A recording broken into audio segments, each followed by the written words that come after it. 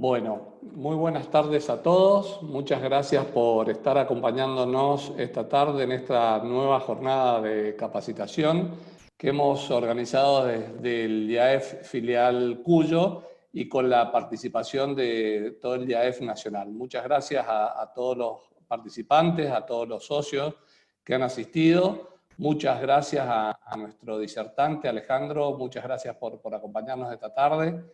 Gracias a OSDE por sponsorear y acompañarnos con este evento. Y muchísimas gracias a todo el equipo de YAEF que hace posible que esto se esté llevando adelante. Muchas gracias Teresa y Melissa por todo el coaching que nos hacen con todo esto. Desde la filial de Cuyo del DAEF estamos muy interesados en seguir proporcionándole a nuestros asociados nuevas instancias de capacitación y acercándoles nuevos productos que nos lleven a entender un poco toda la realidad económica y financiera de nuestro país. Y es en este sentido que nos tomamos la licencia de invitarlo a Alejandro a que esta tarde nos acompañen con un poco de tratando de esclarecer sobre las expectativas económicas para el país en cara a esta situación tan particular que nos ha tocado vivir en el país y en todo el mundo, ¿no? Efecto de la pandemia y de sus respectivas cuarentenas. Bueno, les voy a presentar a Alejandro, nuestro disertante de hoy, y los voy a dejar con él. Quiero recordarles que, bueno, luego de la participación de la presentación de Alejandro, va a quedar abierto un momento para que acerquen sus preguntas por el chat que propone la misma plataforma y se las haremos llegar, se las vamos a leer a Alejandro para que él nos pueda esclarecer cualquier punto o duda adicional que no haya sido cubierta por la presentación. Sin más, paso a presentar a Alejandro Trapé, es economista, es magíster en economía del Instituto Torcuato de Itela, ha sido vicedecano y decano de la Facultad de Ciencias Económicas de la Universidad Nacional de Cuyo. Actualmente es profesor de Política Económica Argentina y de Economía Internacional Monetaria en esta facultad. Es director del Centro de Investigación y Vinculación Económica de la Facultad de Ciencias Económicas de la UNCuyo. Su especialidad es en economía argentina, latinoamericana y mundial y los problemas referidos a la democracia, a los sistemas populistas y al totalitarismo en el mundo y en la historia. Es autor del libro Expectativas y Espejos, lo que es y lo que pudo ser la economía argentina. Bueno, Alejandro, nuevamente gracias y adelante con la presentación. Bueno, muy bien, muchas gracias Jaime por esta introducción y tengo que agradecer también a IAEF por la convocatoria y a OSDE para poder conversar con ustedes sobre la economía argentina y sobre la economía mundial. Entonces, lo que vamos a hacer ahora es continuar compartiendo una presentación para poder guiarnos y para poder ayudarnos en esta charla. A ver, allí la vamos a presentar. Bueno, la presentación tiene por título Argentina, ¿qué tan ancho es el río?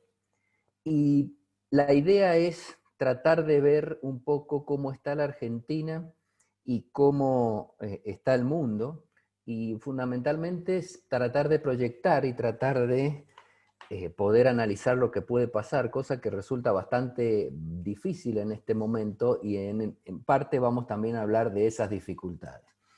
He dividido la presentación en 4 temas, como para organizarnos y que ustedes puedan tener en claro de qué vamos a hablar. El primero va a ser referido al mundo en su conjunto, le hemos titulado Incertidumbre Mundial. El segundo ya va a ser aplicado a la Argentina, donde vamos a tratar de explicar por qué la Argentina, cuando ingresó en esta pandemia, era un paciente de riesgo y podía ser más afectado que incluso los otros países de la región latinoamericana. Después evaluar, hasta donde se puede evaluar por ahora, el impacto económico de la pandemia y la cuarentena sobre la economía argentina. Y ahí yo le agrego el impacto económico completo, porque muchas veces se lo evalúa muy parcialmente el impacto económico, y al momento de evaluarlo va a haber que hacer algunos ajustes y considerar algunas otras cosas, y terminar ya concretamente refiriéndonos a la economía argentina acerca de si hay plan económico o no, y ustedes van a ver que este es un elemento crucial para el futuro de lo que vaya a pasar en Argentina. Entonces empecemos por el mundo. La palabra lo indica todo, incertidumbre. Digamos, el mundo está sumido en la incertidumbre y está tratando de cruzar el río. El problema es que no sabemos qué ancho tiene el río, es decir, dónde está la otra orilla. Estamos cruzando en el medio, alguien nos empujó al río, porque en realidad ni siquiera quisimos empezar a cruzarlo. Alguien nos empujó al río y nos dijo, bueno, hay que cruzarlo. Y empezamos, y el mundo empezó, y todavía no sabemos bien cuánto nos falta para llegar a la otra orilla. Y esta es la incertidumbre en la que estamos sumidos desde hace ya más de 6 meses.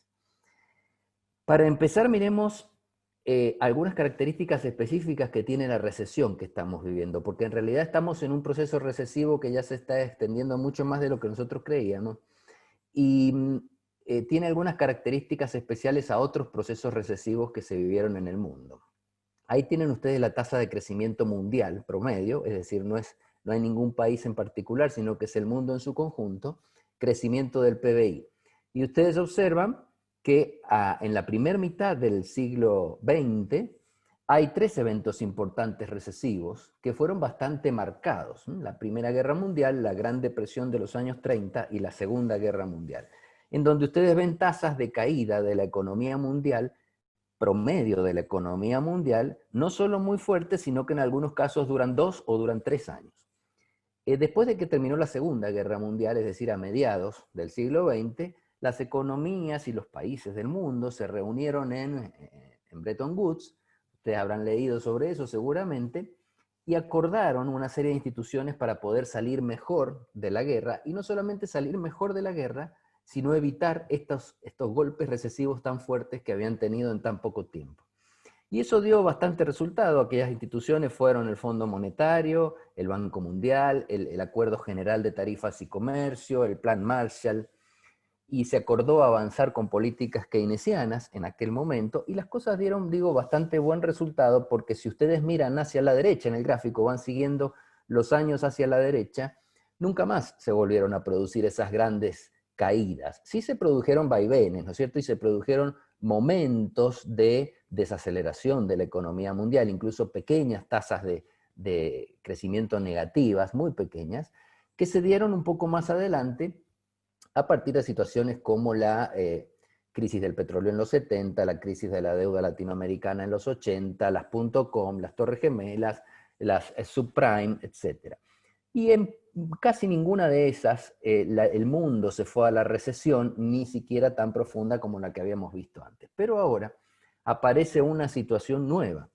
Una situación en donde sí probablemente lleguemos a tasas de caída como las de las anteriores recesiones, ya vamos a ver algún número, no sabemos cuánto todavía, por eso pongo el signo de pregunta ahí, pero lo importante es que esta recesión que estamos viendo es diferente de las que ocurrieron antes. Las que ocurrieron antes casi todas tuvieron origen en la misma dinámica del sistema capitalista, es decir, la Gran Depresión del 30, la crisis del petróleo, tenían que ver con problemas económicos, incluso las grandes guerras tuvieron que ver con problemas económicos, porque fueron guerras por los territorios. Entonces, en aquel momento, ser un país grande era ser un país fuerte o ser un país fuerte económicamente. Ahora eso ha cambiado, pero en aquella época el territorio tenía mucha importancia. O sea que la impronta económica estaba en todas las recesiones. Ahora, por su origen, esta recesión es distinta. Esta recesión no se origina en la economía, no se origina en errores de los políticos o de los economistas o de los empresarios o de los consumidores, sino que se origina desde afuera de la economía. Viene desde lo sanitario, viene desde otro ámbito y afecta a la economía.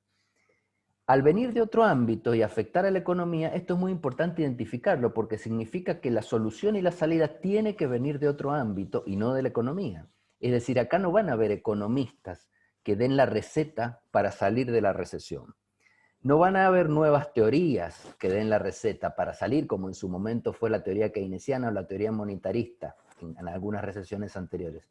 No, acá tiene que venir de la mano de los investigadores que están buscando la vacuna o de los médicos que están lidiando con el problema del virus. Por eso el origen es distinto y la solución va a ser distinta, o va a tener que ser distinta.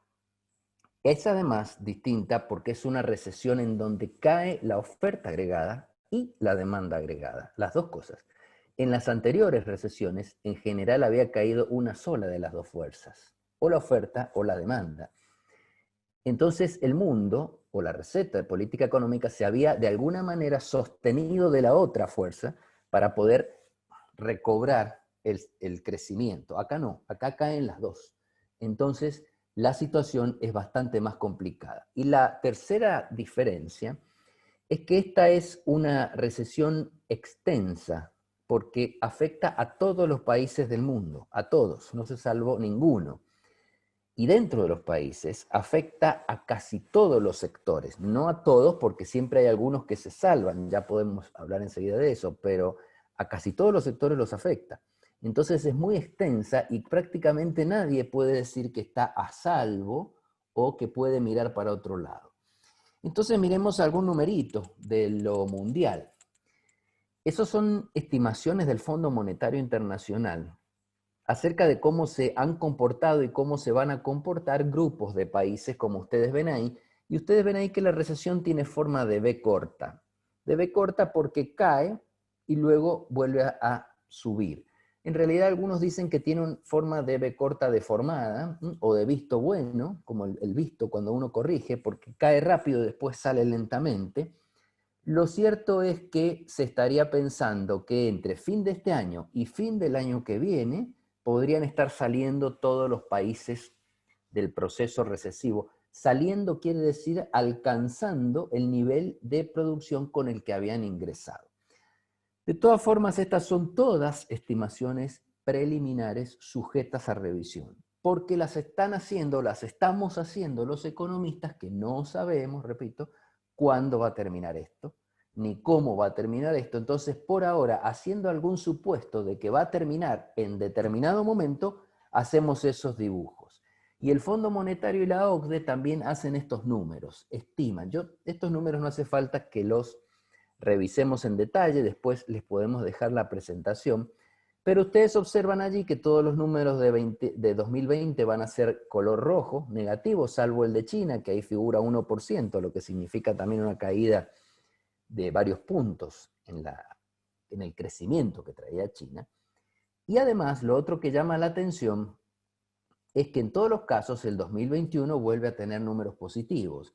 Es decir, no recuperan lo que se perdió en el 2020, pero vuelven a ser positivos, lo cual es coherente con el gráfico de la izquierda. En ese sentido, todo es preliminar todavía, como decía. ¿Por qué? Porque una de las posibilidades que se está barajando, a partir de lo que estamos viendo, por ejemplo, en el hemisferio norte, ahora con el tema de la recaída o de los recontagios, es la aparición de lo que se llama la W. La W, si ustedes se van al gráfico de la izquierda, ¿qué implicaría? El de la izquierda tiene una B corta. La W sería: estamos saliendo, volvemos a caer en algún momento por los recontagios y otra vez la cuarentena y el aislamiento, y recién después de un tiempo volvemos a crecer. Con lo cual, si la W se materializa, todas esas estimaciones de 2021 no tendrían sentido y habría que recalcularlas de nuevo, por lo tanto serían otra vez negativas. Normalmente cuando ocurre el fenómeno de la W es mucho más dañino que el de la B corta o el de la U, que a veces se analiza, donde cae, se mantiene abajo y vuelve a salir, porque el de la W es como un segundo impacto que golpea a la economía cuando se estaba recuperando. Entonces las expectativas se decaen mucho más rápidamente. Y empresas que estaban endeudadas por el movimiento de la B ya no pueden volver a endeudarse en la segunda parte y probablemente quiebran. Entonces la W es muy dañina, muy peligrosa, pero es una de las posibilidades que tenemos, y con lo cual el río que estamos cruzando, que les decía recién, es como si la orilla se fuera más lejos, como si nos corrieran el arco, ¿no es cierto? Nos lo llevara más lejos, y cuando estábamos por llegar, de repente nos dicen, no, todavía estás por la mitad. Entonces, En ese trayecto, muchos de los que creían que ya se habían salvado o que hacían planes pensando que podían recuperarse, vuelven a tener problemas. Y esto es lo que no quisiéramos que pasara, pero depende de lo que pase con los médicos, con la vacuna, con el recontagio, con la virulencia, con el hecho de que la vacuna tenga inmunidad definitiva o no, etcétera, etcétera, etcétera, una serie de condicionantes de los que todavía conocemos bastante poco. En este escenario de incertidumbre a nivel mundial, o sea, de este escenario no se salva ningún país se salva de la B corta o de la posibilidad de la W o de no saber hasta qué ancho tiene el río que están cruzando. En este escenario, digo, se mueve la Argentina, donde normalmente siempre pasa que la Argentina en las crisis les va peor. Siempre nos va peor que a los vecinos. Y nosotros decimos, ¿por qué a nosotros peor? ¿Qué tenemos de malo? Ya vamos a ver qué tenemos de malo para que este impacto sea más fuerte en la Argentina que en otros lugares. Lo podemos asimilar a la situación del paciente de riesgo, ¿no es cierto? En donde la cuarentena puede ser mucho más dañina con su salud que con el resto de la población. Entonces empecemos en la Argentina pensando en los dilemas de la pandemia. En realidad, el dilema fundamental de la pandemia es como que ha ido variando con el tiempo, a medida que la pandemia sigue y sigue.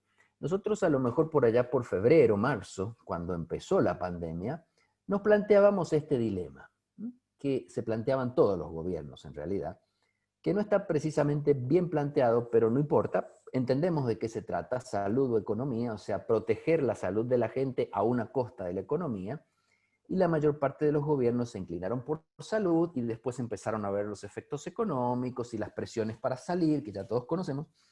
Y entonces este dilema de salud o economía ha empezado a dar paso en el último mes o en los últimos 2 meses a otro dilema, o sea, se ha ido transformando este dilema en otro que es igualmente complejo, que es la capacidad de maniobra que tiene el gobierno, pensemos en el gobierno argentino, para gestionar la pandemia, que ¿qué significa? Sabiendo que cuando yo voy por la salud, deterioro la economía y que tengo que cruzar un río, entonces, ¿en qué medida el gobierno del país puede hacer equilibrio entre las dos cosas, entre proteger la salud sin que la economía se le desmadre, ¿no? se le complique? ¿En qué medida puede hacerlo hasta llegar a la otra orilla? Porque está claro que ya los gobiernos han ido abandonando esa diferencia tajante entre salud y economía. Han dicho, sí, salud está bien, pero también tengo que prestarle atención a la economía, porque la economía me está generando graves problemas. Me está generando problemas en las calles, me está generando problemas en la Ruta 7, por ejemplo en San Luis, lo han visto ustedes en estos días, que puede generar desabastecimiento en Mendoza. Es decir, está generando problemas que pueden ser tan o más graves que los problemas de salud. Y en ese dilema se mueven hoy los gobiernos, por lo tanto lo que tenemos que ver nosotros es qué capacidad tiene el gobierno de maniobra para poder moverse dentro de ese dilema sin que se desmadre, como decía, algunas de las dos situaciones. Es decir, sin que la salud se deteriore o sin que la economía se perjudique demasiado, cosa que si la cosa continúa así y tenemos una W en el mundo y la economía empieza a dar señales muy graves, yo creo que algunos gobiernos no lo van a aguantar. No lo van a aguantar porque las protestas ya están empezando a ser bastante graves. Hay 3 elementos que hacen a la capacidad de maniobra de un gobierno y enseguida los analizamos para la Argentina. Se los quiero plantear primero. Primero, la capacidad que tenga ese gobierno de ampliar el sistema de salud con cierta rapidez. Si el gobierno tiene capacidad de ampliarlo rápidamente, es como que no hay problema, porque amplía el sistema de salud rápidamente sin necesidad de estrechar la cuarentena, sin necesidad de estrechar el aislamiento, porque total, bueno, tiene más capacidad en el sistema de salud. El segundo elemento es implementar políticas de alivio, o sea, qué capacidad tiene mientras hace eso, en donde sabe que está siendo afectada la economía, ayudarles a las empresas o a los consumidores, a las familias que están en situación gravísima. ayudarles a seguir adelante a través de un préstamo, un subsidio, una reducción impositiva, lo que fuere. Y el tercero es la capacidad que tiene el gobierno de graduar efectivamente, dice ahí, la palabra efectivamente es la clave, el aislamiento para evitar la saturación del sistema de salud. ¿Qué significa graduar efectivamente?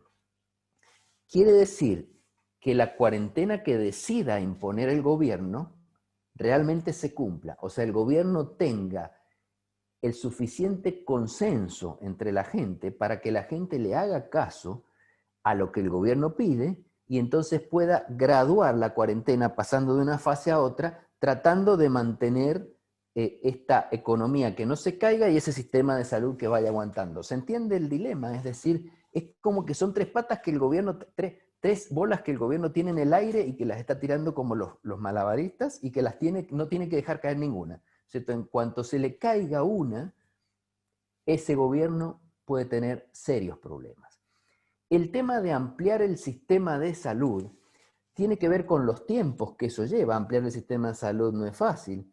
Tiene que ver con el gasto que implica ampliar el sistema de salud, el acuerdo o no que se pueda hacer con los efectores privados para la ampliación del sistema de salud pública tomando camas, digamos, del sector privado, y además con las proporciones fijas, porque proporciones fijas en el uso de los factores, porque ampliar el sistema de salud no es solamente agregar camas o agregar respiradores, si no hay médicos o si no hay enfermeros. Y ese factor humano en el sector salud es muy limitante, porque los médicos o los enfermeros no se consiguen de un día para el otro. Entonces, ampliar el sistema de salud tiene serias limitaciones. Y acá no estoy hablando de Argentina, sino de todos. Para graduar efectivamente el problema del aislamiento, hay que ver qué tan vulnerable es esa economía, ese país a la cuarentena, y ya vamos a mirar qué significa eso en el caso argentino. Hay que mirar también la foto de entrada, es decir, cómo entró ese país a la cuarentena. Es decir, ¿entró en recesión o entró en crecimiento? ¿Entró con déficit fiscal o entró con una situación fiscal equilibrada? Son situaciones diferentes que pueden llevar a resultados diferentes. Y finalmente, como decía recién, ¿qué credibilidad tiene el gobierno cuando toma las medidas de cuarentena o de aislamiento? ¿Cuánto le creen? ¿Cuánto le hacen caso al gobierno? Finalmente, para implementar políticas de alivio, por supuesto, uno tiene que ver qué espacios tiene de política económica el gobierno para hacer política fiscal, para hacer política monetaria, o sea, para usar los instrumentos que necesita para aliviar a la población. ¿Puede hacerlo o no? Esto enseguida lo miramos. ¿A qué fuente de financiamiento tiene que recurrir? Y si esa fuente está disponible o no, o la están usando otros países, o quién la está usando, y a la coordinación que haya entre los niveles nacionales y los niveles subnacionales de gobierno para poder implementar políticas coordinadas, ¿no es cierto?, que tengan el mismo sentido, y no que una provincia esté en una fase, otra provincia esté en otra fase, entonces no permitan pasar de una provincia a otra, porque eso de no permitir pasar de una provincia a otra muchas veces genera problemas para el suministro de medicamentos, de alimentos, etcétera, que tiene que atravesar provincias, en la Argentina en particular, y que entonces puede generar efectos no deseados. El gobierno entonces hace equilibrio, cualquier gobierno hace equilibrio entre esas tres cosas. Se tendría que estar ahí, poder ampliar el sistema, poder implementar políticas de alivio y graduar efectivamente el aislamiento de la población. Es decir, tener esas tres bolas en el aire y que no se le caiga ninguna. Entonces, miremos algo para la Argentina, algún dato para la Argentina, para ver en qué situación en esos tres globos está la Argentina, para tener idea después de cómo podemos seguir adelante. Este es un gráfico que se usa para entender la vulnerabilidad. ¿Se acuerdan que recién dije? La vulnerabilidad del país ante la pandemia, en realidad ante la cuarentena o el aislamiento. Porque lo que golpea a la economía no es la pandemia, es la cuarentena, ¿no es cierto? La cuarentena que se realiza para defenderse de la pandemia. Estos son los sectores productivos de la Argentina como porcentaje del PBI de la Argentina, o sea, la participación que cada sector tiene en el PBI de la Argentina. Además, cada uno de estos sectores puede abrirse en subsectores para ver qué participación tienen los subsectores. ¿Qué sentido tiene mirar este gráfico? Que cada sector, como ustedes saben, es golpeado de distinta forma por la pandemia, por la cuarentena. El turismo es muy golpeado, el sector agrícola un poco menos, el comercio bastante golpeado, el transporte bastante golpeado, el sector financiero no tanto, el sector de comunicaciones no tanto.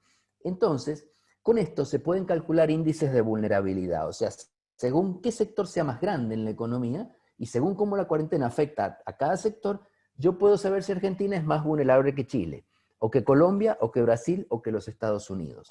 ¿Cómo es el caso de Argentina? En Argentina el impacto de la cuarentena es leve en un 29% del PBI, o sea, de producción, 29% según los sectores a los que afecta, un impacto moderado en el 15% y un impacto fuerte en el 56%, mirando nuestra propia estructura productiva, la de la Argentina. O sea que si la miramos así, podemos concluir que Argentina tiene una vulnerabilidad media alta. O sea, más de la mitad de sus sectores son fuertemente impactados por la cuarentena.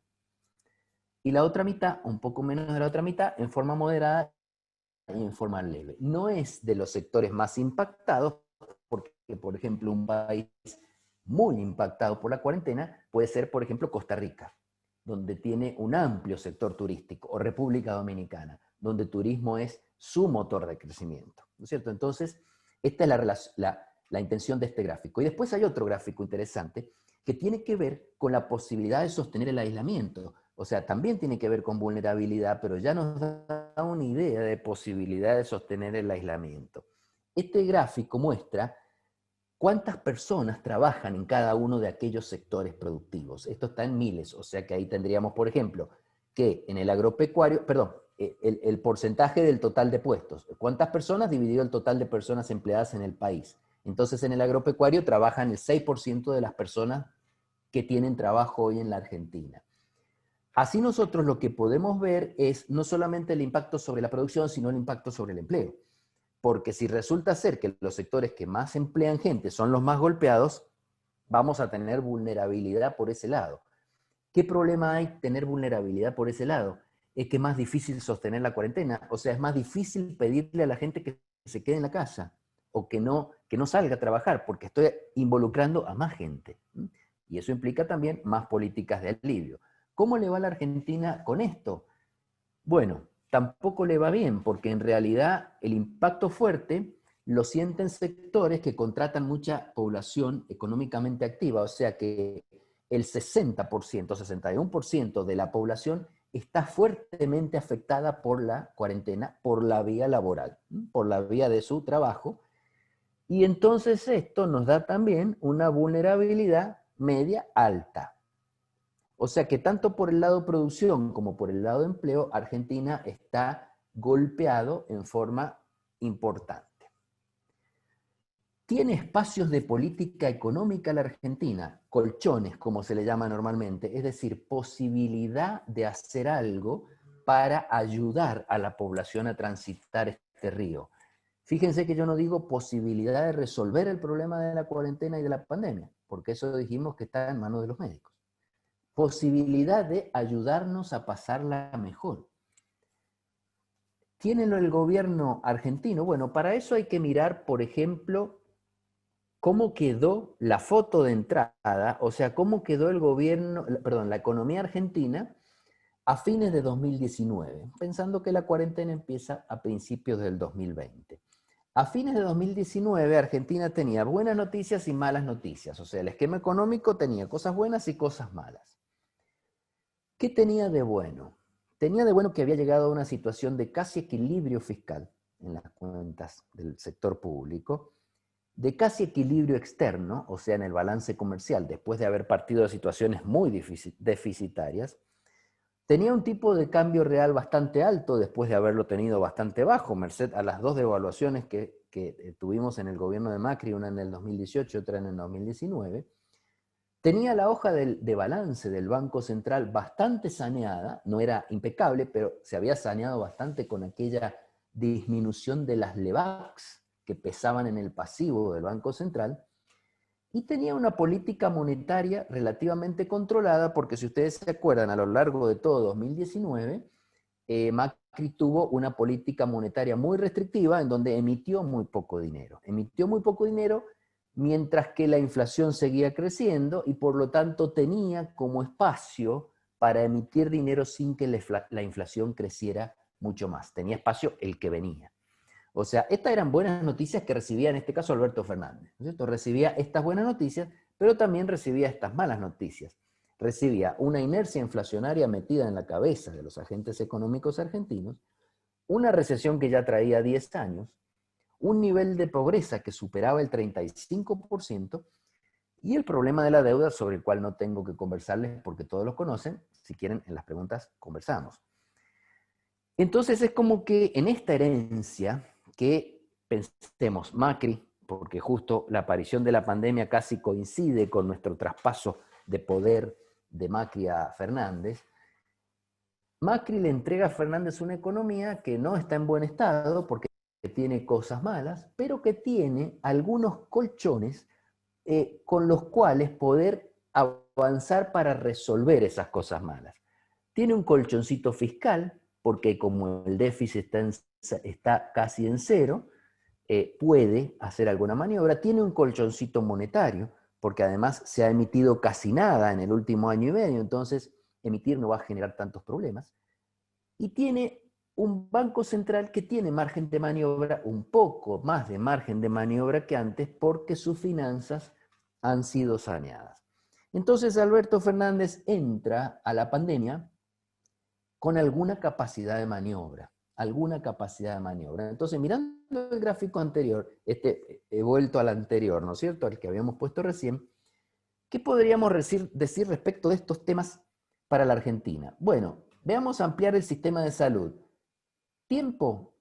Había algo de tiempo porque la pandemia a los países del hemisferio sur nos dio un poco de tiempo.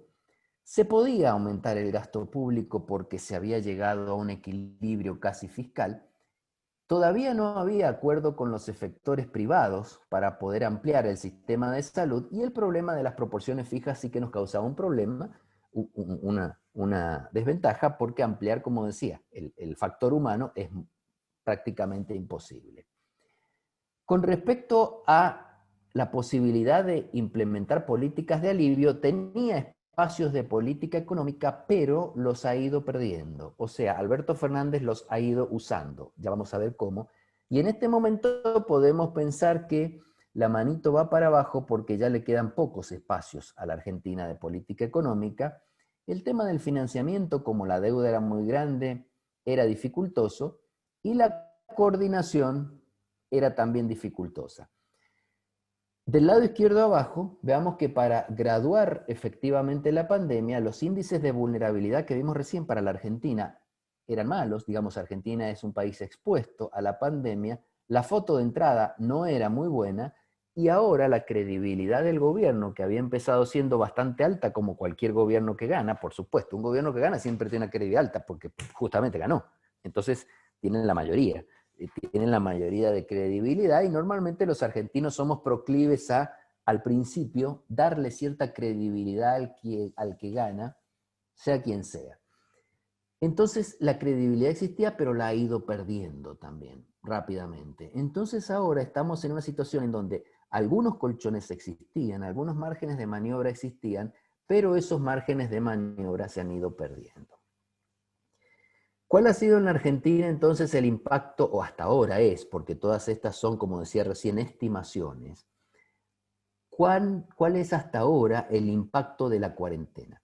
A medida que la cuarentena va avanzando, el margen de maniobra de los gobiernos se va reduciendo, porque en realidad la economía va sufriendo distintos impactos. Por ejemplo, el gobierno que va gastando para hacer políticas de alivio y pidiendo dinero prestado para financiar ese gasto, bueno, puede hacerlo un mes, puede hacerlo 2 meses, 6 meses, un año, pero ya después se le va complicando pedir financiamiento. Entonces, para analizar el impacto de la cuarentena, hay que tener en cuenta que no solamente hay que mirar cómo le está yendo a la economía, estoy hablando de impacto económico, no de impacto sanitario, que también es importante, ¿no es cierto? La cantidad de contagios, la cantidad de fallecimientos, etc.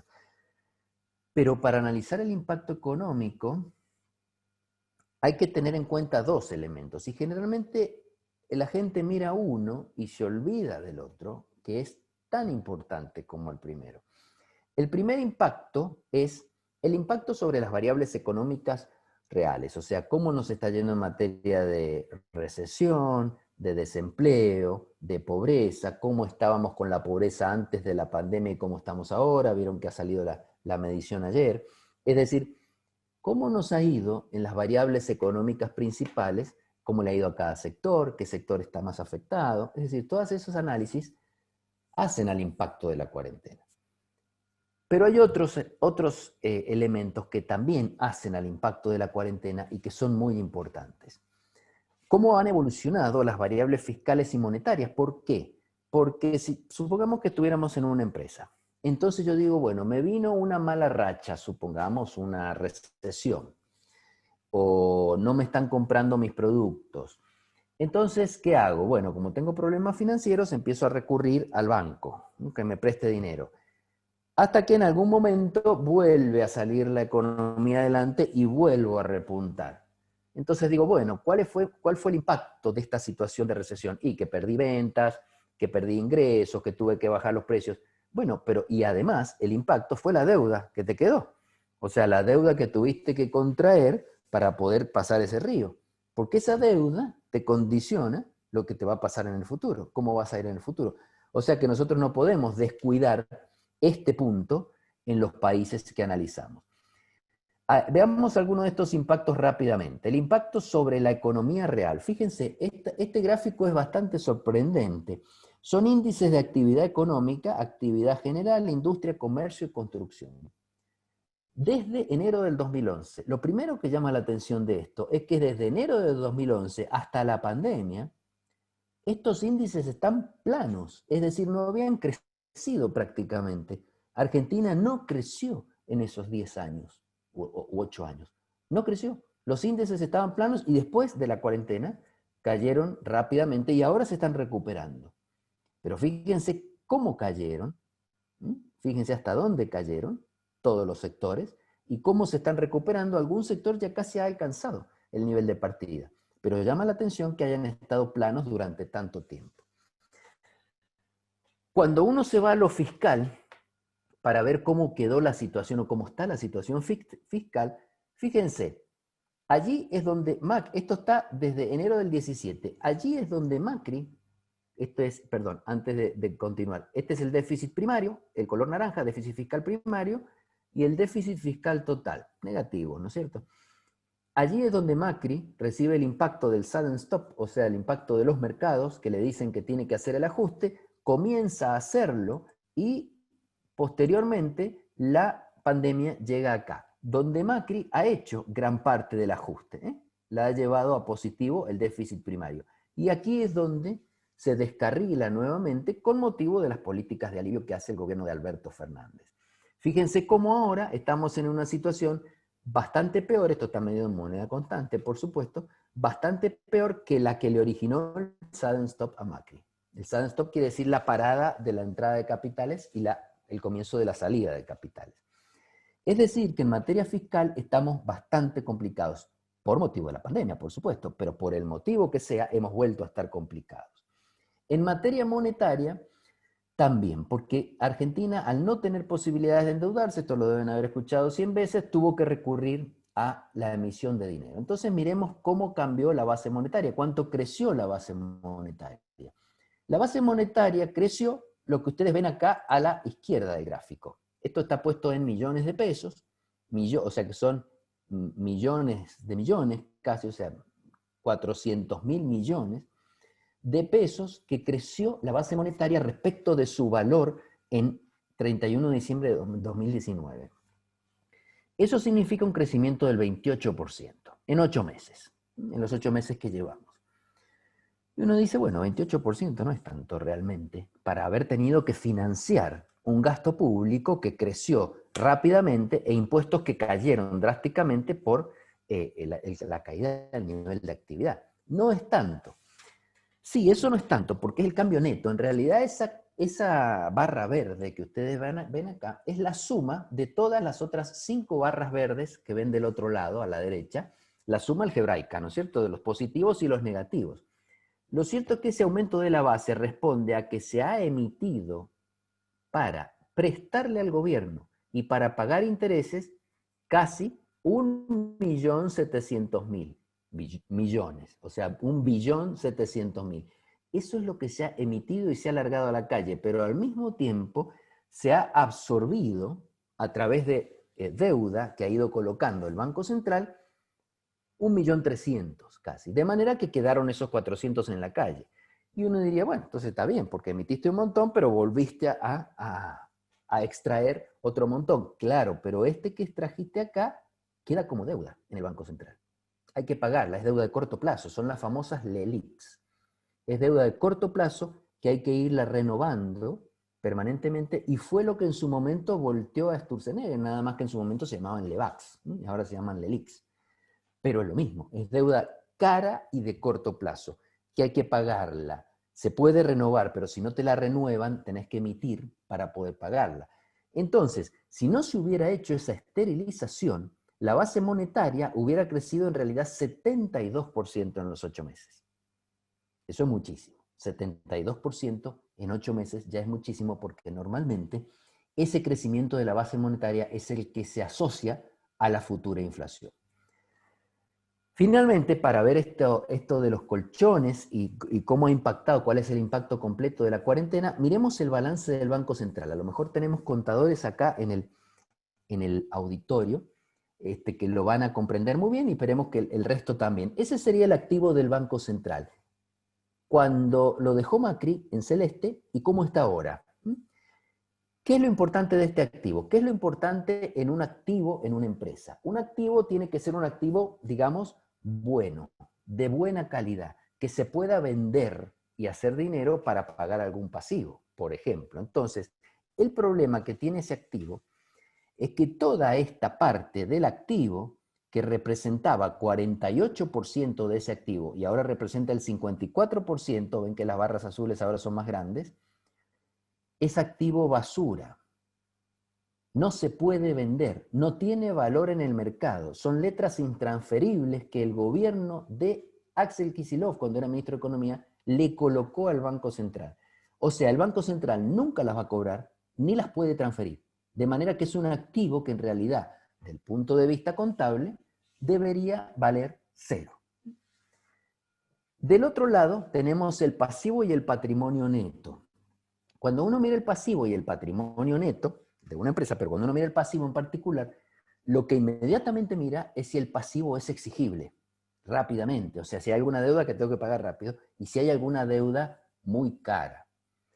Mirando todos estos pasivos, que después si quieren los podemos mirar más tranquilamente, este pasivo es malo, es peligroso, es exigible, rápido, son las LELIQs, son los pases. Los pases son de 7 días, las LELIQs son de 30 y 60 días. O sea que antes el 40% y ahora el 57% es exigible rápidamente. Entonces fíjense este cuadro. 54% del activo es malo, 57% del pasivo es exigible rápidamente y caro. O sea que el Banco Central ha empeorado su situación en los últimos 8 meses notablemente. Entonces, estos también son efectos de la pandemia que no podemos dejar de considerar. Los detalles, si ustedes quieren, los dejamos para las preguntas. Entonces, el último punto, y ya voy a terminar entonces, voy a ir cerrando en unos minutos. Lo que nos preguntamos es si hay plan económico en la Argentina para no solamente transitar la pandemia, sino para después, cuando lleguemos a la otra orilla, cuando sea, seguir.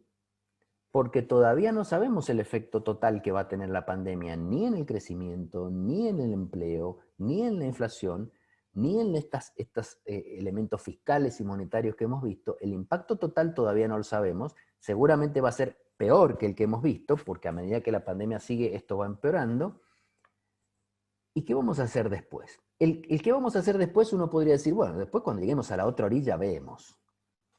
No es así, porque el qué vamos a hacer después es el que permite tomar las decisiones ahora a los agentes económicos y ver si se quedan acá o se van a otro lado. Estoy pensando en los inversores, porque si nosotros no sabemos qué vamos a hacer después, entonces los agentes económicos en ese sentido nos van a tener poca paciencia. Como no hay plan, lo que hay son medidas sueltas, muy dispersas. ¿Vieron? Hoy, por ejemplo, dicen que le van a bajar unos puntos a las retenciones a la soja durante 90 días. O sea, un parchecito muy parcial. Que no van a vender más, otra vez los $200 que vendían de dólar ahorro. Otro parchecito por otro lado. Es decir, no hay un plan integral para resolver esos problemas que les estaba mostrando recién, los efectos que está generando la pandemia. Dado que no hay un plan, no lo puedo analizar.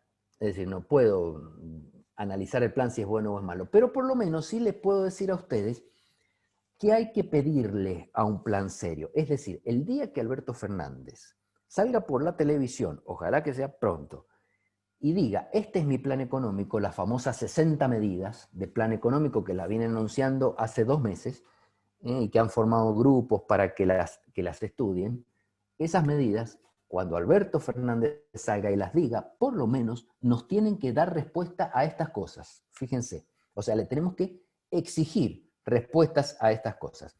¿Cómo va a cerrar la brecha fiscal que vuelve a tener? Macri la dejó en 0 o casi 0, ya tenemos menos 7 puntos del PBI, 7% del PBI. Bueno, ¿cómo vas a hacer para cerrarla? ¿Vas a subir los impuestos? ¿Vas a bajar gastos? ¿Qué gasto vas a bajar? ¿El IFE va a seguir o no va a seguir? Es decir, tenemos que saber cómo va a evolucionar la situación fiscal. ¿Cómo va a absorber todo el dinero que ha emitido y va a pagar las LELIQs que tiene ahí en el pasivo del Banco Central sin emitir más dinero y sin subir demasiado las tasas? ¿Cómo va a ser? ¿Cuál va a ser el mecanismo? En su momento Caputo, cuando fue presidente del Banco Central, ideó los supermartes. ¿Se acuerdan? Los supermartes, un martes de cada mes, licitaba las LEVAQs y trataba de que se las renovaran y pagaba una parte. Bueno, ¿qué vas a hacer con eso? ¿Cómo va a sanear otra vez el balance del Banco Central? O sea, ¿cómo va a desarmar esos pasivos tóxicos malos que veíamos que tenía? ¿Cómo va a hacer que los argentinos creamos nuevamente en nuestra moneda? ¿Basta decir que los argentinos tenemos que ahorrar en pesos? No basta, obviamente, al contrario, termina siendo contraproducente. Por el momento estamos ahorrando en pesos y estamos con una demanda de dinero fuerte porque no podemos gastar. Pero en el momento que nos permiten gastar, ese ánimo de compra va a salir al mercado y va a empezar a presionar sobre la inflación seguramente. O sea, ¿cómo hacemos para que el argentino quiera pesos y no quiera dólares? Más profundo, ¿cómo frenamos la inflación? ¿Hay un plan antiinflacionario o vamos a seguir con precios cuidados? ¿O hay un plan de fondo? Y por último, ya más profundo todavía, ¿cómo se van a atraer las inversiones? ¿Por qué me interesa esto? Porque Argentina sin inversiones no puede crecer. Y Argentina no tiene ahorro importante, porque no es que no tenga ahorro los argentinos, sino que ahorran pero lo llevan afuera. Entonces, ¿cómo vamos a hacer para que ese dinero vuelva a la Argentina, genere una masa crítica de ahorro que financie inversiones? Si no hacemos eso, no vamos a poder crecer. Entonces ustedes me dirán, bueno, pero ¿y dónde está en esto que le tenemos que exigir al plan el crecimiento, el desempleo, la pobreza? No, no está, porque esta sería la primera hojita del plan. O sea, esto es lo que hay que hacer urgente. Después vendrá lo otro. Pero si no hacemos esto rápido, o sea, si Alberto no, por lo menos, no plantea cómo lo va a hacer rápido, la situación se puede desmadrar. Entonces, ustedes observen cuando Alberto Fernández dé su plan, diga qué es lo que va a hacer, a ver si da respuesta a estas preguntas. Si no da respuestas a estas preguntas, estamos en problemas, porque la situación puede ir complicándose. Y el gran desafío para Alberto Fernández es darle respuesta a estas preguntas con 2 condiciones. Desarmando los cepos, porque sin cepos, con cepos no vamos a poder crecer, desarmando los cepos y sin expropiar activos financieros. Porque así sería muy fácil. Con cepos y quitándote todo el depósito, bueno, probablemente salvas todo esto. pero la confianza se va al piso y la economía puede explotar igual. Entonces, desarmando cepos y sin expropiar ningún activo financiero, ¿cómo le dan respuesta con el plan a esto? Esto es lo que hay que mirar.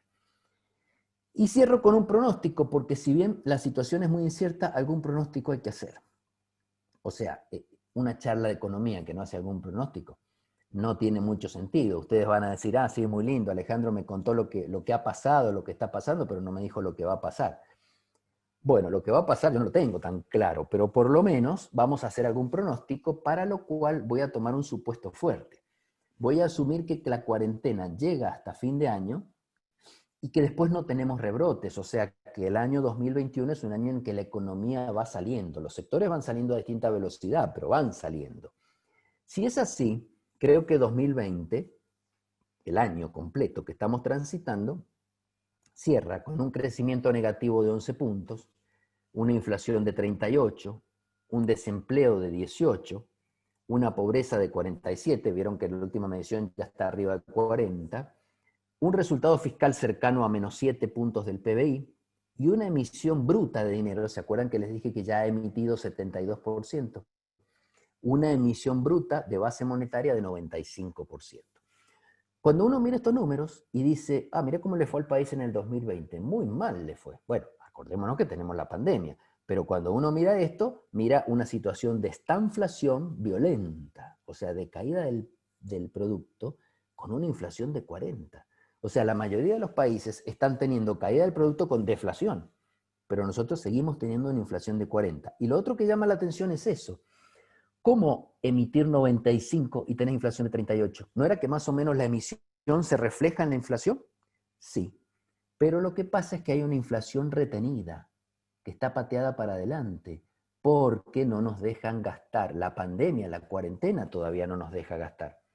Entonces se ha emitido 95, se ha absorbido con las LELIQs. Cuando se paguen esas LELIQs, la inflación va a estar en la calle. Entonces allí es donde vamos a tener problema. Por eso esta emisión de acá abajo la tenés que extraer genuinamente en forma más o menos rápida. ¿Y cómo sigue el año que viene? Si no hay W, vamos a crecer al 6, o sea, un efecto rebote importante, pero que no compensa esto. Vamos a volver a tener 38% de inflación. El desempleo puede bajar un poco, la pobreza puede bajar un poco, el resultado fiscal puede acomodarse un poco solamente por el crecimiento del nivel de actividad que da más recaudación, y si es que no se emite dinero. Entonces ahí ustedes pueden ver cómo no emitís dinero y tenés 38% de inflación de nuevo. Sí, porque es la inflación retenida en este año, la que tenemos retenida ahora.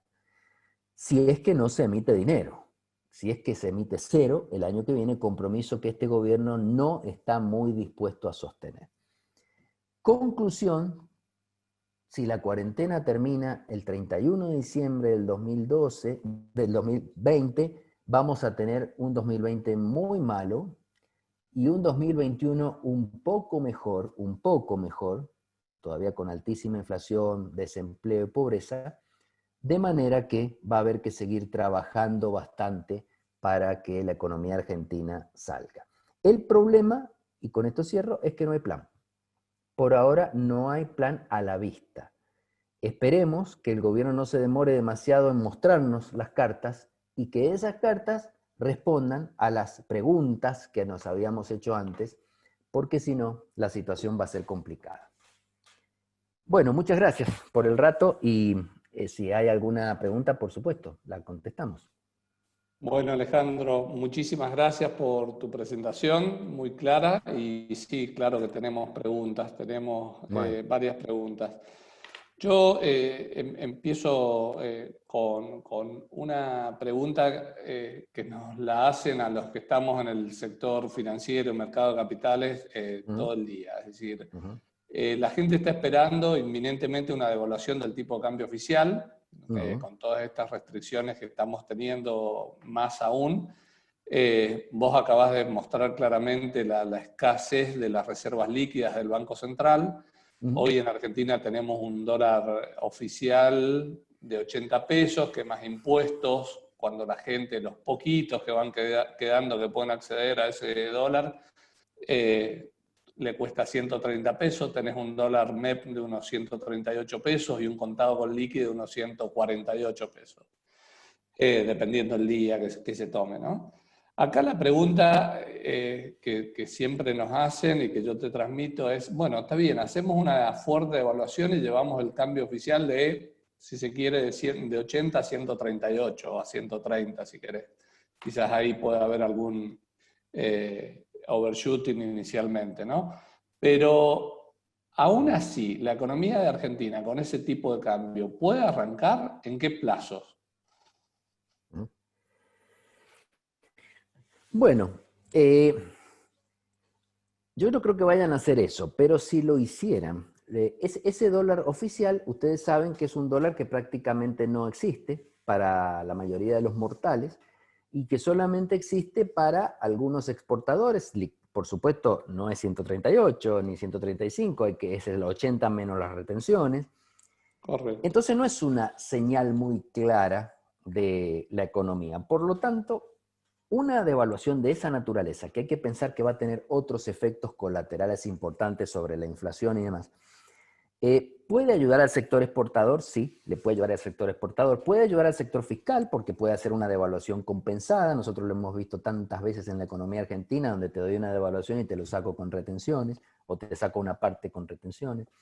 Es decir, puede ser un paliativo otra vez, pero no es un factor de crecimiento. O sea, nunca una economía ha crecido, nunca una economía latinoamericana ha crecido basada en devaluaciones. Es decir, las devaluaciones en Latinoamérica han sido lo que se llaman devaluaciones pasivas, o sea, devaluaciones que se producen cuando el sistema ya no da más y se devalúa porque el sistema ya no da más.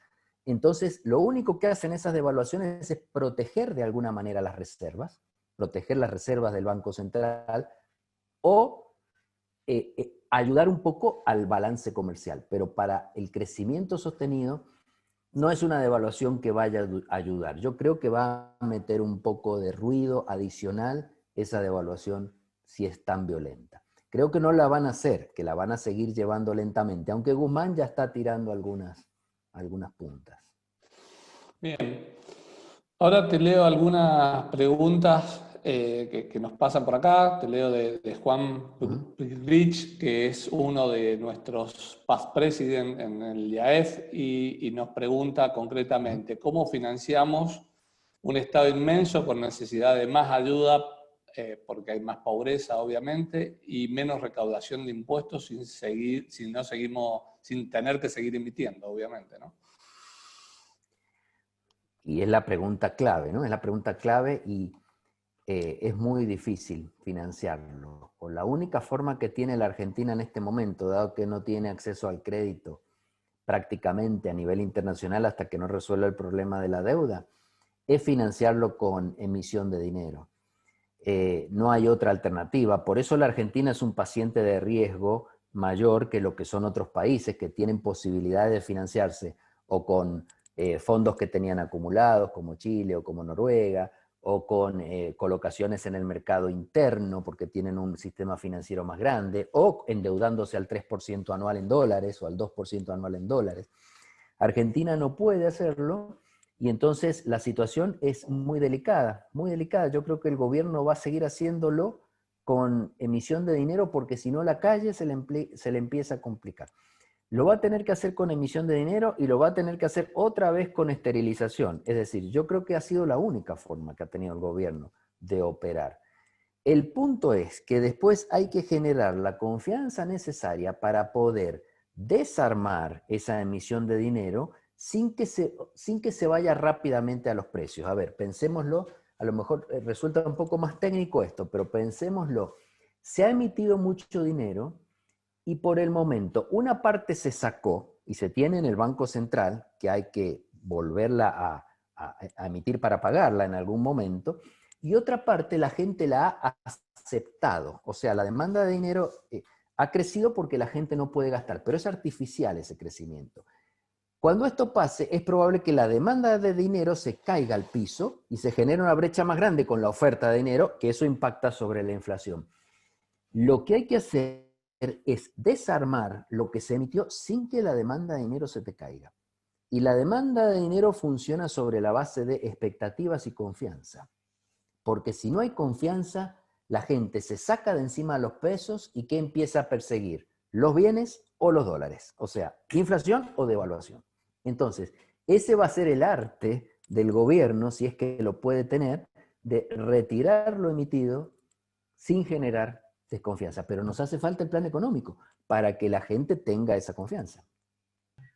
Gustavo Videla nos pregunta, para sacar el cepo, ¿no se debería implementar la compra de ustedes vía MEP para todos?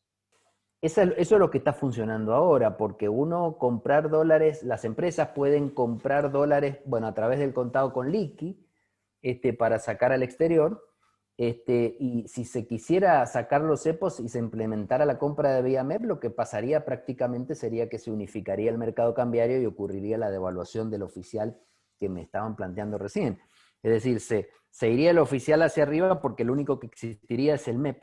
Y al sacar los cepos sería como permitirle a todo el mundo que comprara vía MEP. Y entonces allí se unificarían los dos precios por el arbitraje, digamos, uno de los mercados, que sería el oficial, y el otro de los mercados, que sería el del dólar MEP, se unificarían y naturalmente tendríamos un tipo de cambio de 140 pesos. Perfecto. Bueno, gracias. Otra pregunta. Mauro nos pregunta, ¿cómo ven la posibilidad de dolarizar la economía? ¿Esto permitirá traer los dólares fuera del sistema y mejorar la confianza de los inversores? Bueno, muy buena la pregunta, porque es una pregunta que nos hacemos cada vez que tenemos estas circunstancias, pensando que si estuviéramos dolarizados, esto no pasaría. Estar dolarizado significaría que nuestra moneda de cuenta sería el dólar, de manera que la expectativa de devaluación desaparecería. Sería cero, porque no habría forma de que el dólar subiera, porque el peso ya no existiría, digamos, o sea, sería todo en dólares. La dolarización, en realidad, de cualquier economía, nosotros en Latinoamérica tenemos 3 economías dolarizadas: El Salvador, Panamá y Ecuador. Esas economías dolarizadas han tenido excelentes resultados en materia de inflación, porque la han bajado drásticamente. Pero el problema de la economía, de la dolarización, va un poco más allá. Porque en realidad nosotros al dolarizar no solamente perdemos la moneda, que eso más allá de los nacionalismos, digamos, y la nostalgia por el peso, bueno, nosotros tenemos nostalgia por el peso en ese caso, pero después no lo queremos tener en la billetera. Pero dolarizar en ese caso sería también perder la política monetaria. Quiere decir que la política monetaria de Argentina la realizaría la Reserva Federal, o sea, el organismo que emite los dólares y que decide cuándo emitir dólares y cuándo retirar dólares del mercado, y lo hace en función de las necesidades de la economía estadounidense. Entonces, si nosotros dolarizáramos, nosotros deberíamos tener lo que se llama un ciclo sincronizado con Estados Unidos, ciclo económico sincronizado. ¿Por qué? Porque si no, nosotros, supongamos, iríamos a una recesión, y si Estados Unidos no está yendo a una recesión, la Reserva Federal no va a ver la necesidad de hacer política monetaria, porque no lo va a hacer por la Argentina. Entonces, perderíamos eso, o a lo mejor la Reserva Federal está haciendo otra política monetaria en contra del ciclo nuestro. Por lo tanto, la unificación de moneda es buena cuando los ciclos son medianamente sincronizados. Esto es lo que los mata a los países europeos que no son sincronizados y tienen la misma moneda. Entonces eso les da muchísimos dolores de cabeza. Por lo tanto, la dolarización habría que pensarla mucho más, porque Argentina no es del todo, no tiene un ciclo sincronizado con el de Estados Unidos. Entonces, habría que pensarla más, nos daría resultados en materia de inflación, pero nos podría traer muchos problemas en otras situaciones. Perfecto, clarísimo, Alejandro. Una pregunta de Roberto Cuchetti nos consulta, ¿cuánto subiría la inflación por cada punto de emisión bruta? Bueno, uno diría, si se remitiera al monetarismo, diría que por cada punto de emisión bruta tenés una subida de 1 punto en la inflación. Pero la emisión bruta no es lo que pega sobre la inflación, sino la emisión neta. Entonces, de emisión bruta depende cómo funciones con la esterilización. Igual, como la esterilización es de corto plazo, la esterilización es esto de colocar una LELIQ, sacar dinero, pero a los 30 días tener que volver a poner dinero. La esterilización es de corto plazo, la neta y la bruta empiezan a diferenciarse en el corto plazo, pero en el largo plazo terminan siendo la misma. O sea que en el largo plazo tendría que ser la inflación similar a la emisión bruta y a la emisión neta. Ajá. Bueno, está ¿Qué Jaime decir? Ahí Sí, sí, volvió Jaime. perdón, tuvimos un problema de internet y es parte de los problemas que vamos a vivir si no tenemos dólares, ¿no? Si falta inversión en tecnología, fundamentalmente. Probablemente, por supuesto, sí, sí. Sí, Jaime, nos queda la pregunta de Mariana, no sé si la querés hacer. Si las podés leer, Teresa, porque al desconectarme las perdí al historial de preguntas.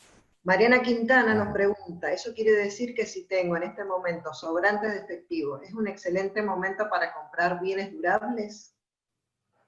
Depende cuáles, porque no todos los bienes durables se han movido de la misma manera. Hay bienes durables que han subido mucho de precio y otros que están retenidos. Por ejemplo, hasta hace 2 meses estaban muy retenidos los precios de los automóviles y los precios de los inmuebles. Entonces, comprar bienes durables en ese momento era muy interesante, pero ahora se han empezado a mover. Por lo tanto, yo diría que comprar bienes durables con efectivo, no sé si es negocio, depende del bien durable que se trate. Ahora, como para la compra de muchos bienes durables hay créditos a 6, 12, 18 cuotas, ahí sí que es muy conveniente. Perfecto. Y tengo una pregunta más. Florencia nos pregunta, ¿se podría entonces dolarizar por un periodo X de tiempo? 4 años, por ejemplo. No, eso es muy peligroso. Eso es muy peligroso, porque si uno dolariza la economía, la tiene que dolarizar de acá y para siempre, o por lo menos decir que es para siempre, ¿no? El otro es muy peligroso porque ¿qué pasaría el día 364 del cuarto año? Cuando vaya a ser el día anterior a salir de la dolarización. Y mucho antes, porque en realidad los mercados financieros empiezan a descontar las cosas mucho antes. ¿Qué pasaría? Sería una incertidumbre enorme. O sea, decir que voy a hacerlo por 4 años es complicado. Fíjense, hacer estas cosas con plazo en un país que tiene alta incertidumbre es más peligroso. Ahora dicen que van a bajar las retenciones por 90 días. Entonces no se sabe qué va a pasar en el día 91.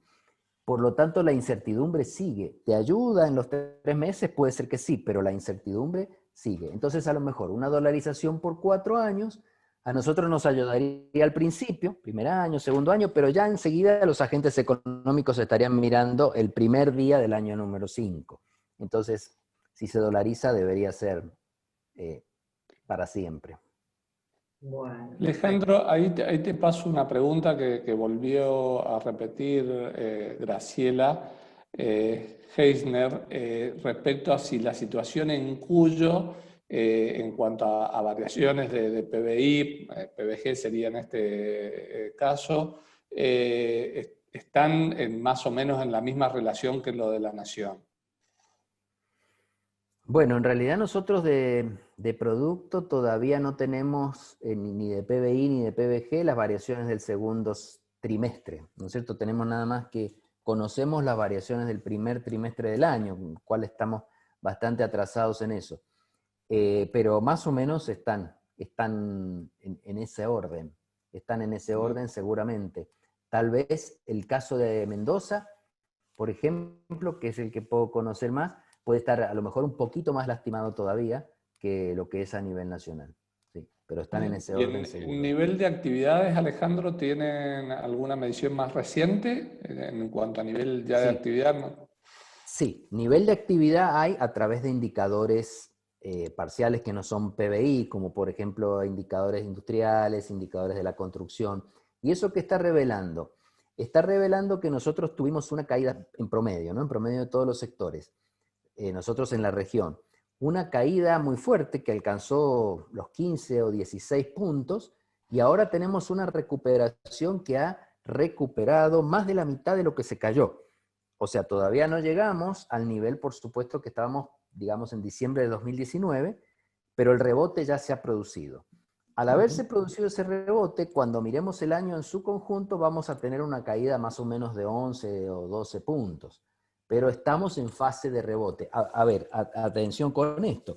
Estamos en fase de rebote hacia arriba porque se ha liberado la cuarentena. Ya sabemos que la cuarentena que tuvimos ya no es la misma, pero si volvemos a situaciones de cuarentena, tenemos la W. O sea que en realidad todo esto depende, de nuevo, vuelvo a decirlo, depende del problema médico, depende de cómo se resuelva ese problema. Claro, te hago la última y vamos cerrando. ¿Cómo no? En este contexto de falta de plan económico y con las condiciones políticas que les toca vivir al país, ¿vos ves que haya posibilidad de ingreso de capitales a Argentina para sectores que dinamizan tanto como puede ser un Vaca Muerta, tan mencionado en el gobierno anterior, o como puede ser toda la reactivación de minería y todo ese sector que invierte mucho en infraestructura y generalmente necesitan sí o sí de inversión extranjera directa, ¿no? Claro, claro. No, no, de ninguna manera. No lo veo de ninguna manera, como no lo veía durante el gobierno de Mauricio Macri tampoco. En ningún momento vi la luz en ese sentido. Y ahora menos, porque en realidad la incertidumbre que tiene la Argentina, sumada a la incertidumbre mundial, impide todo tipo de toma de decisiones de inversión. Si bien hay sectores en la Argentina que van a empezar a recuperarse más rápido que otros, o que han sufrido menos que otros, no son sectores que estén dando señales de un crecimiento futuro importante. Uno, para hacer una inversión tiene que por lo menos tener la posibilidad de trazar un flujo de fondos de un proyecto a 5 años, por lo menos. Más en estas, si estamos hablando de Vaca Muerta, más, ¿no es cierto? Porque madura más tarde. Pero por lo menos 5 años. Y eso es prácticamente imposible. Imposible en la Argentina. Así que lo Bien, veo muy complicado eso. desgraciadamente, desgraciadamente. Desgraciadamente. Sí, Bueno, sí. Alejandro, nuevamente vamos a ir cerrando. Hay muchas preguntas más, pero bueno, en ánimo de ser respetuoso de los tiempos nuevamente agradecerte en nombre del IAF Nacional y de la filial Cuyo en particular. Agradecerle a OSDE habernos acompañado como sponsor de este evento y seguramente te vamos a estar convocando en un futuro próximo. Estamos Bueno, trabajando con mucho desde la gusto. filial. Bueno, gracias. Con mucho Estamos gusto, muchas trabajando de la gracias. filial local para el año que viene tener una serie de charlas y de eventos para acercarles más productos a nuestros asociados y entendemos que las charlas de coyuntura son justamente o deben ser la nave insignia de esto. Muy bien. Así que seguramente te vamos a estar convocando. Y de Bueno, paso, muchas para gracias. todos los invitados, les recuerdo que el 11 y 12 de noviembre de este año se van a estar llevando, como todos los años, el simposio anual de mercado de capitales. Y el 25 y 27 de noviembre también, la convención anual del IAF. Este año, por razones obvias, va a ser todo virtual por este tipo de plataformas, así que desde ya están todos invitados y los esperamos a todos ahí. Alejandro, nuevamente muchísimas gracias. Muchas gracias a ustedes por la invitación. Un placer. Un placer. Saludos a todos los participantes. Buenas tardes. Buenas tardes.